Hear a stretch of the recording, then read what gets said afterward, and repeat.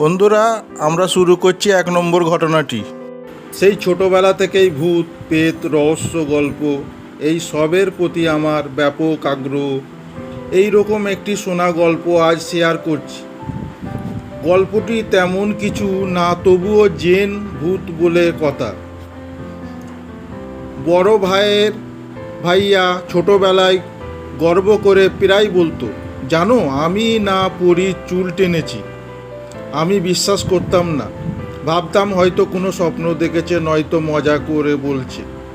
কিন্তু খালা মামা অন্য ভাই বোন সবার মুখে থেকে ব্যাপারটা আদৌপান্ত জানার পর এই সিদ্ধান্তর উপনীত হলাম যে কাহিনী সত্যি। ঘটনা আমার জন্মের অনেক আগের। তখন সবেমাত্র বাংলাদেশ স্বাধীন হয়েছে। আমার মা বাবা ভাই বোন নানা নানি খালা মামা সবাই একসাথে নানার বাড়িতেই থাকতেন। খালেদের তখন বিয়ে হয়নি। আমার 2 খালার ছিলেন অপূর্ব সুন্দরী, বিশেষ করে মেজো খালা ছিলেন দুর্দান্ত। তখন মেজো খালার বয়স 14-15 বেশি হবে না। এই বয়সে ওনার হার্টের অসুখ দেখা দিল। সেই সাথে ওনার কথাবার্তা এবং আচরণের প্রকাশ পেল কিছুটা অসংকলনীয়। তিনি দেখলেন জানলায় কেউ চুরি হাতে তাকে মারার জন্য বসে আছে, যা অন্য কেউ দেখতে পেত না। এমনি আরও কিছু ব্যাপার যা এখন মনে আসছে না, স্মৃতি প্রতারণা করেছে। আচরণের অসংকলগ্ন দেখেই সবাই ধারণা করল এটা জিন ঘটিত স্যাপার এবং এক জিন বিশেষ দরের পারেন এই অবস্থা থেকে মুক্তি দিতে। অবশেষে এক ব্যক্তির সন্ধান পাওয়া গেল যিনি জিন বশ করতে পারেন। এই লোকের আরেকটা ইন্টারেস্টিং ব্যাপার হলো তার আন্ডারে কাজ করে 7 জন পরী, হুম সত্যিকারের পরী, যাদের কাজ হলো রুগীদের চিকিৎসা দেয়া। তো একদিন সেই জিন বিশেষজ্ঞকে দাওয়াত করা হলো। বাড়ির সবচেয়ে নির্জন এবং ছোট কামরাটি তার আসনের জন্য বেছে নেওয়া হয়েছে। সে ঘরে একটা মাত্র জানলা ওই পাশে বিশাল হাতের ঝিল, হু হু করে বাতাস এসে লুটিয়ে পড়ে ঘরময়। এই ঘরে তিনি সেই 7 পরীকে ডাকলেন। তারাই চিকিৎসা যা দেয়া দেবে। বাইরে তখন সন্ধ্যা হয়ে গেছে। পর্দা টেনে ঘর পুরোপুরি অন্ধকারে করে ফেলা হয়েছে। এমন অন্ধকারে যে কিছুই দেখা যায় না। আগরবাতি ছাই রঙকা সুগন্ধিত ধোঁয়া বাতাসে ভাসছে। সেই সাথে যুক্ত হয়েছে সাদা গন্ধরাজ ফুলের সুবাস। দরজার বাইরে আমার 4-5 বছর বয়সী বড় ভাইয়া ভীষণ কৌতূহল নিয়ে দাঁড়িয়ে আছেন। তার এটা উদ্দেশ্য এই দরজার ভিড়ানোর ঘরের ভিতরে কি হচ্ছে তা জানা।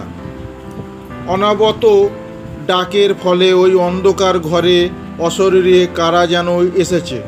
কতগুলি ছায়ামূর্তি দেখা গেল, ঘরের মাঝে বরাবর গোল হয়ে ঘুরছে।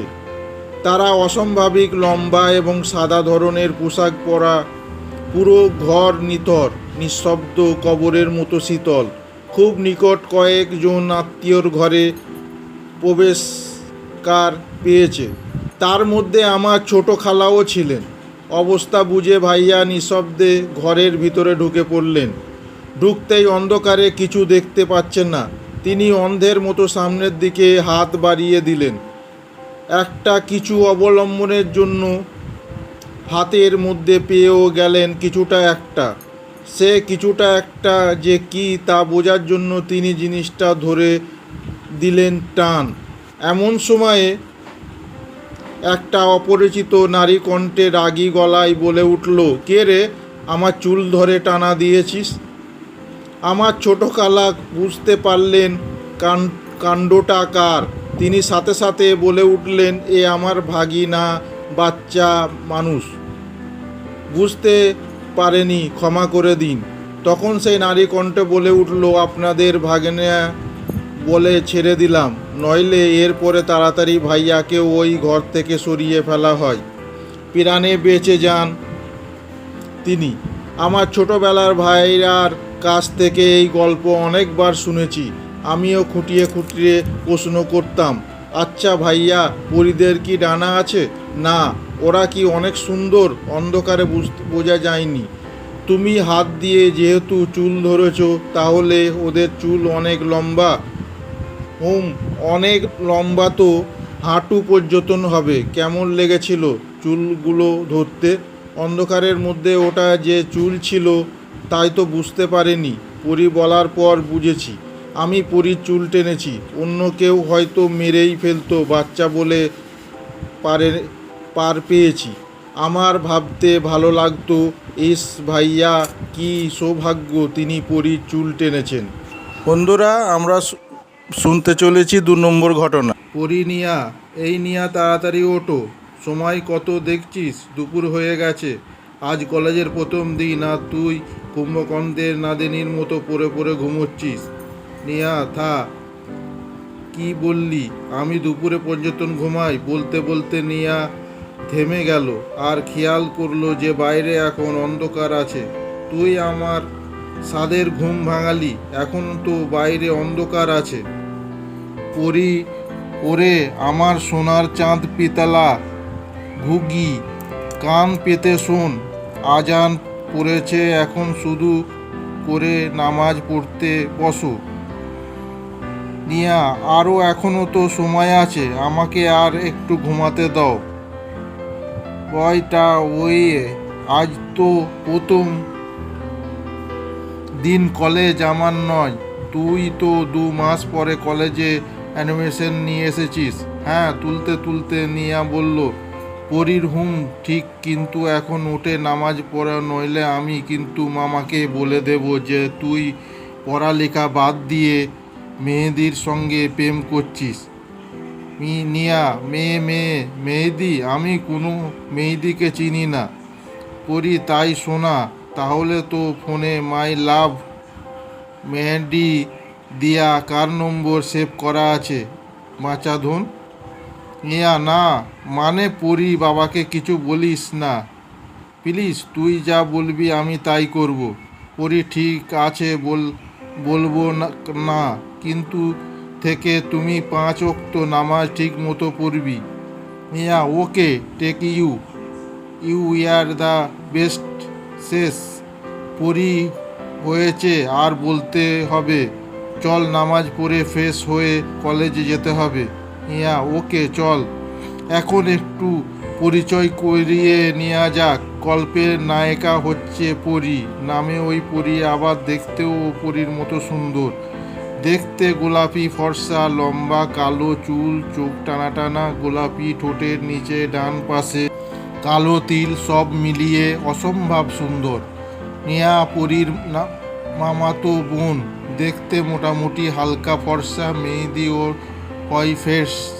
পরী আর নিয়া একসাথে মেচে থাকে পড়াশোনার জন্য কলেজে। নিয়া, পরী, এটা হচ্ছে আমাদের college. Pari, why I loving it. নিয়া, চলো, তোকে পুরো কলেজটা ঘুরে দেখাই। পরী, ওকে, চল। নিয়া, এই পরী, ওই দেখ আমার মেহেদি।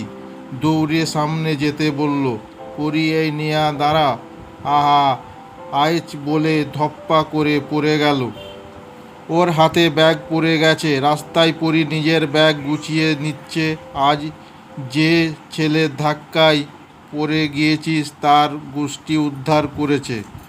পরী, বেয়াদব, ইতর বদমাস ছেলে কোথাকার, দেখে চলতে পারে না।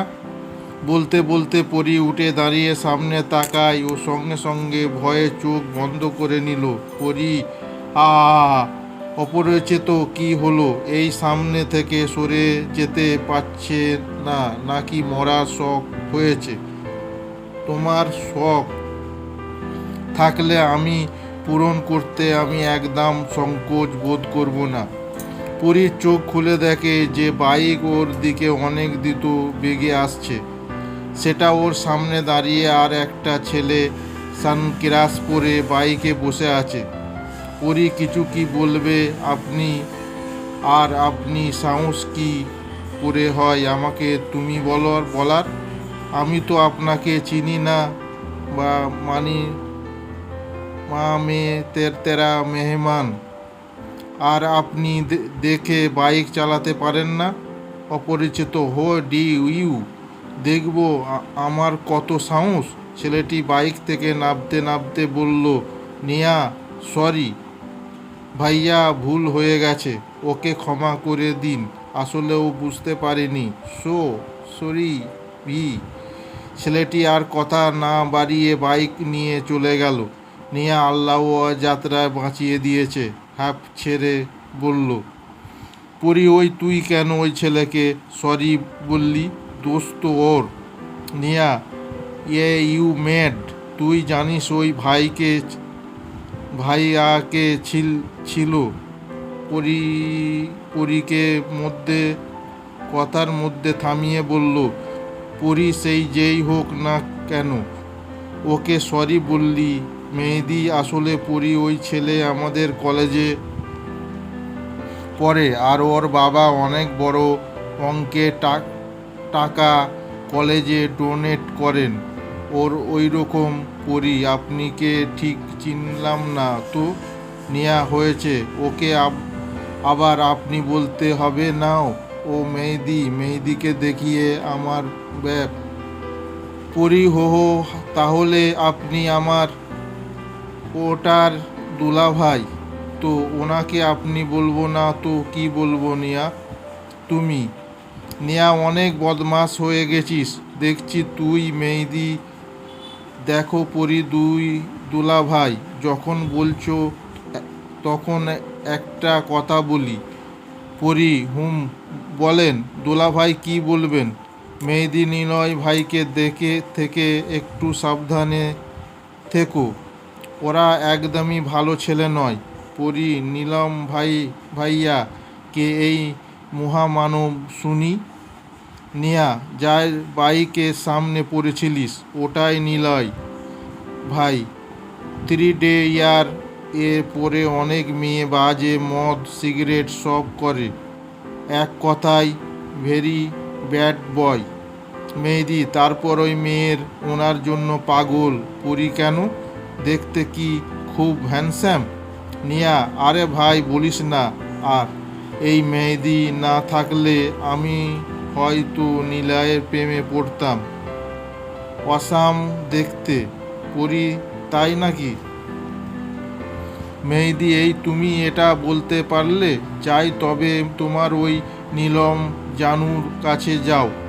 নিয়া, আরে তুমি তো মন খারাপ করলে, আমি তো মজা করছিলাম। আই সরি জিন। মেহেদি, ওকে, আর যদি কোনো বলিস তাহলে আমি কিন্তু তোর সাথে আর কথা বলবো না। নেয়া, আমি তো মজা করছিলাম। পীর, আচ্ছা বাবা, বুঝলাম তোরা একে অপরকে অনেক ভালোবাসিস, কিন্তু এখন ঝগড়া না করে ক্লাসে চল। নিলয়, গল্পের নায়ক, দেখতে ফর্সা, নামের মতো চোখ ও নীল বাবা, অসীম সম্পত্তি, দেখলে অসম্ভব সুন্দর, ক্লিন শেভ করা ঠোঁট, হালকা গোলাপি। ওপর দিকে আরজ, আরে ভাই তোরা জানিস আজ তো একটা মেয়ে আমাদের গেট নিনর এর সামনে দাঁড়িয়ে ওর অপমান করেছে নিলয়কে উদ্দেশ্য করে। নিলয়, কি বললি এসব? এতে তো রোগা কি হলো নিলয়? এতে রাগা কি হলো নিলয়? এখন হয়তো এই কলেজে তোর ভয় সবার মাঝে বিরাজ করে না। নিলয়, দেখবি আমার ভয় এই কলেজে আছে কিনা দেখবি। আরমান, আরে ভাই দাঁড়াতে, তোরা আজ গুজবি কোনো অচেনা মেয়ের জন্য তোরা মারামারি করে উঠে পড়ে লেগেছিস। আরজ, কিন্তু যাই বল ইয়ার মেয়েটি কিন্তু দেখতে সেই মায়ারি। এসব জশ অসাম দেখতে ইয়ার। নিলয়। আরজ কিনা নিলয়, কি হয়েছে? ওই মেয়েটিকে দেখে কিছু হচ্ছে নাকি? নিলয়, চুপ করবি তোরা? এত সুন্দর ছিল না? মিথ্যে কথা। আরজ, তাই নাকি? তুই ওকে পটাতে পারবি? এই জন্যই এমন বলছিস? নিলয়, আমার মনে হয় তুই ভুলে যাচ্ছিস যে আমি কে, আর এখনও কত মেয়ে আমার পিছনে ঘুরে বেড়ায়। এসব তো বাজে, ধরা যাক, দেখা যাক কে ওই মেয়েকে পটাতে পারে, আর সেই জিতবে যে ওই মেয়েটিকে ফার্স্ট লিপ কিস করবে। সবাই ওকে লেস্ট দ্য গেমিং বেঙ্গান। নিলয়, এই নিলয়, সে কখনও হারাতে শেখেনি। Good luck to all. আরজ, কিন্তু এবার তুই হারাবি আর আমি জিতবো। তোর গুড ওয়ানেন্স এর কোনো দরকার নেই। নিলয়, হা হা হা, আমি তো তোদের হারাবার জন্যই গুড ল্যাক দিয়েছি, কারণ এই নিলয়কে হারানো অসম্ভব। হাসতে হাসতে বলল ঋষভ, লেটস সি কে জেতে আর কে হারে। পার্ট 2। পরের দিন কলেজে। আরজ, হ্যালো, শুনছেন মিস পেয়ার? পরি, হ্যাঁ, আমাকে বলছেন ভাইয়া? আরজ, আসলে আমি খুবই দুঃখিত কাল নিলয় ও ওর রুড ব্যবহারের জন্য। পরি, কিন্তু আমি আপনাকে তো চিনলাম না। আরজ, আমি আরজ, নিলয়ের বন্ধু। ও সরি ছিলাম, কিন্তু এখন আর আমি ওর বন্ধু নয়। পরি, হ্যাঁ, তো আমি কি করব? আরজ, আসলে নিলয় একদমই ভালো ছেলে নয়। পরি মনে মনে উমস্য ট্যাং দেখে তো অনেক খারাপ, প্রমাণ করে আমার সাথে বন্ধুত্ব করতে এসেছে। জানে তো আমি আসলে বদমাস ছেলেদের কেমন সোজা করতে জানি। তখন নিয়া পরীকে ডাক দিল। নিয়া, এই পরি, কি করছিস ওখানে? তাড়াতাড়ি আয়, ক্লাসে যেতে হবে। পরি, হ্যাঁ, আসছি। সরি ভাইয়া, আই হ্যাভিং টু গো নাও। আরও যে পরি, শুনতে তো একবার। পরি চলে গেল, কিন্তু পিছন থেকে এসে কেউ ওর হাত ধরে ফেলল। আরও, সরি তোমাকে স্পর্শ করার জন্যে। আসলে আমি বলেছি নিলয়ের থেকে একটু দূরে থাকো, ও ভালো না। পরি, উফ ভাইয়া, কেন আপনি আমার পিছনে পড়ে আসেন? প্লিজ ভাইয়া, আমার এখন যেতে হবে। আরজকর কাছ থেকে নিজের হাত ছাড়িয়ে চলে গেল। পিছন থেকে আবার কেউ ডাক দিল পরীকে, নিলয়, এক্সকিউজ মাই মিস। এবার পরি বেশ রেগে পিছনে ঘুরল, আর কোনো দিকেও না তাকিয়ে সামনে ছেলেটির টি শার্টের কলার ধরে চেঁচিয়ে বলে উঠল, পরি, এই আপনি কি পাইছেন কি? হ্যাঁ, আমি তো বলছি আমি আপনার সাথে কথা বলতে চাই না, তো কোনো আমাকে ডিস্টার্ব করছেন কেন? Niloy, hello miss pointer view, আমি তো শুধু গতকালে ব্যবহারের জন্য সরি বলতে এসেছিলাম। আর আপনি? পরি নিলয়কে দেখে নিজে জিভে কাটলো আর মনে মনে বলল, পরি, ইয়েস, এটাই আমি কি করলাম? নিলয় বিরক্ত হওয়ায় লুক দিয়ে ওখান থেকে চলে গেল। নিয়া, এটা তো কি করলি? নিলয়, ভাইয়া তো তোকে সরি বলতে এসেছিল, আর তুই কি করলি? তোর এখন ও মারামারি ঝগড়া করার অভ্যাস যায়নি না? দাঁড়া, আমি এখনই ফুপেকে ফোন করে বলছি। পরি, এই নিয়া, আম্মুকে বলিস না প্লিজ। আমি তো আরজ ভাই ভেবেছিলাম। নিয়া, নিলয় ভাইকে যতটা মন্দ ভাবতাম ঠিক ততটা নয়। দেখলি কতটা ভদ্রভাবে আপনি আপনি বলে কথা বলছিল। পরি, ওই আম্মুকে বলবি না তো? নিয়া, না, বলবো না, কিন্তু নিলয় ভাইকে তো সরি বলা উচিত। পরি, ওকে চল। পরি নিলয় খুঁজতে থাকে, কিন্তু সেই নিলয়কে খুঁজে পেল না। ও মন খারাপ করে মেসে ফিরে গেল। ওদিকে পরি নিলয়কে খুঁজতে জেনে আরও ইসাম আরমান তেলে বেগুনি জ্বলছে। কয়েকদিন নিলয়কে আর কলেজে দেখা গেল না। পরির খুব খারাপ লাগছিল। একদিন হঠাৎ নিলয় কলেজে এলো। পরি ওকে দেখে অনেক খুশি হলো। কিন্তু পরি বুঝতে পারছে না যে সে নিলয়কে দেখে এত খুশি হচ্ছে কেন। নিলয় দেখেই কলেজে গেট থেকে চেঁচিয়ে ডাকতে লাগলো, পরি এই যে শুনছেন? নিলয় ভাইয়া আপনাকে বলছি। নিলয় হ্যাঁ বলুন, কি বলতে চান আপনি? আজও কি আবার কলার ধরতে এসেছেন? নিলয় আজ সাদা টি শার্ট আর হালকা নীল জিন্স পরেছি, দেখতে অসম্ভব কুইট লাগছে। পরি মনে মনে, ও গড কি কিউটর ভাই, দেখতে দেখতে কিউট আর বডি ধাকাস। নিলয় হ্যালো মিস, কোথায় হারিয়ে গেলে? চেঁচিয়ে বলল।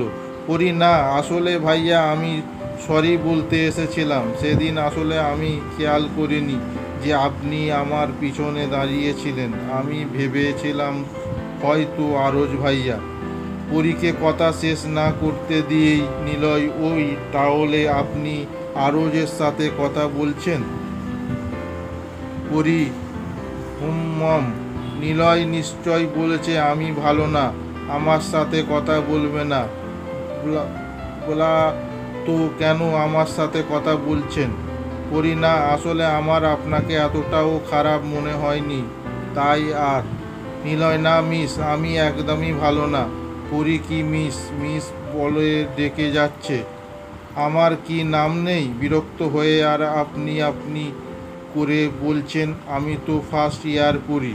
নিলয় তার নাম না বললেও কি করে জানবে? পড়ি ওই সরি আমি পড়ি, আর আপনি আমাকে তুমি বলবেন। নিলয় ওকে। পড়ি আচ্ছা আরজ ভাইয়া কি আপনার বন্ধু ভাইয়া? নিলয় প্রথম মতো আপনি মানে সরি, তুমি আমাকে শুধু নিলয় বলে ডাকবে, কারণ সবাই আমাকে তাই বলেই ডাকে। আর দ্বিতীয়ত হ্যাঁ আরজ আমার বন্ধু, কিন্তু কেন জিজ্ঞাসা করলে? পরি আচ্ছা ঠিক আছে ডাকবো, কিন্তু এখনও কোথাও বসে কথা বললে হয় না? আমার পা ব্যথা হয়ে গেল। নিলয় তুমি না বাচ্চাদের মতো কথা বলো। পরি কি কি বলবেন? নিলয় না না কিছুই না, চলো আমার পার্কে গিয়ে বসি। পরি পার্কে? নিলয় কোনো সমস্যা আছে? পরি মনে মনে, পার্কে যদি নিলয় কিছু করে আমাকে কিছু একটা বাহানা দিতে হবে। না একবার পরীক্ষা করা যাক। পরি আসলে আমি আর আমার মামাতো বোন একসাথে পড়ি, যদি এই কিছু মনে করে। নিলয় ও তো এই সমস্যা, তোমার বোনকে সঙ্গে নিয়ে গেলে তো হয়। পরি হ্যাঁ নিয়াও আসতে পারে আমাদের সাথে। নিলয় নিয়াকে? পরি আমার বোন। নিলয় ওই চলো। কোথায় নিয়া? ওকে ফোন করে ডেকে নাও। পরি নিলয় তুমি অনেক ভালো, তোমার জায়গা অন্য কেউ হলে হয়তো আমার সাথে খুব খারাপ ব্যবহার করতো। আই সরি, আমি আপনাকে তুমি বলে ফেললাম। আসলে আমি আমার বন্ধুদের তুমি বলি, তাই মুখ ফসকে বেরিয়ে গেছে। নিলয় আই এস ওকে, তুমি আমায় বন্ধু হবে? পরি হ্যাঁ কেন নয়। নিলয় তাহলে তুমি এখন থেকে আমাকে তুমি বলে ডাকবে, নইলে আমিও কিন্তু তোমাকে আপনি বলে ডাকবো। পরি কেন? নিলয় বারে বন্ধু হয়ে কেউ কি আপনি বলে ডাকে? আচ্ছা চলো নিয়াকে ফোন করো। পরি না আসলে আজ আর যাওয়া হবে না, এখন মেসে যেতে হবে, কিছু কাজ আছে। কাল কি তুমি আসবে? নিলয় না আমি আসলে বাচ্চুর বাড়ি যাব। I am taking you. Pari okay, কিন্তু কেন? কেস দিলে আমাকে, তুমি জানো না দোস্তি মেয়ে। No sorry no take you. Niloy ও সরি মানে না, আসলে তুমি তো আমাকে কনফেস করে দিলে। পরি পিছন থেকে নিয়া পরীকে ডাক দেয়। নিয়া এই পরি কি করছিস ওখানে? এসে যাবি না? চল।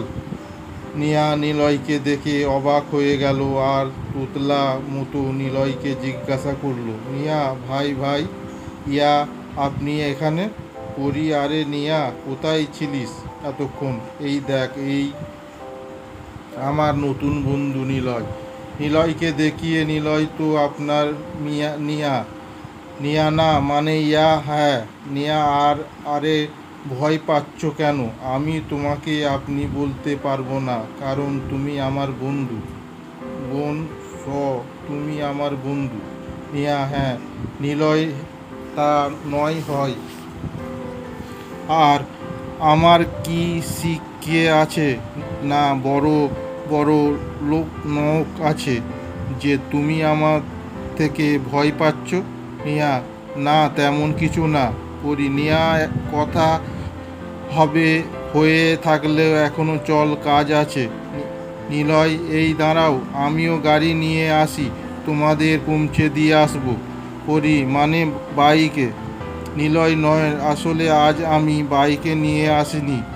নিয়া তো আপনি যে বলবেন। নিলয় হ্যাঁ, জিপ গাড়ি। পরি না না, আমরা যেতে পারবো। নিলয় একটু আগেই বন্ধু হয়ে পর করে দিচ্ছ। পরি এই আমি তোমাকে এখন পর করে দিলাম। নিলয় এ তো বললে যে আমার গাড়িতে যাবে না। পরি এটা বললে কে পর হয়ে বুঝি? নিয়া চলো না পরি যাই, দেখবো বেচারা মন খারাপ করছে। পরি আচ্ছা বাবা চল। নিলয় নিয়া আর পরীকে মিশে পৌঁছে দিয়ে কলেজে আসলো। আরমান কি জাদু করিস যে ভাই মেয়েদের ওপরে, যে ওরা উপরতি এসে কথা বলল। ঋষভ আর আরও যেদিকে ফুটছে। নিলয় বেশি কিছু না, শুধু ওদের এমন বোঝাবে যেন তুই ওদের সুখ দুঃখের সব বুঝিস। আর টেক ইউ আরও তুই না তাহলে হয়তো পরীর সাথে আমার বন্ধুত্ব হতো না। আরজ মানে? নিলয় মানে তুই পরীর সামনে আমাকে খারাপ প্রমাণ করার জন্য উঠে পড়ে লেগেছিলিস, কিন্তু পরী তোকে দূরে সরিয়ে দিল। বাজেটা এবার তুই হারাবি। আরজ মনে মনে আমি যে করেই হোক এবার তোকে হারিয়ে দেখাবো Niloy. I will show you.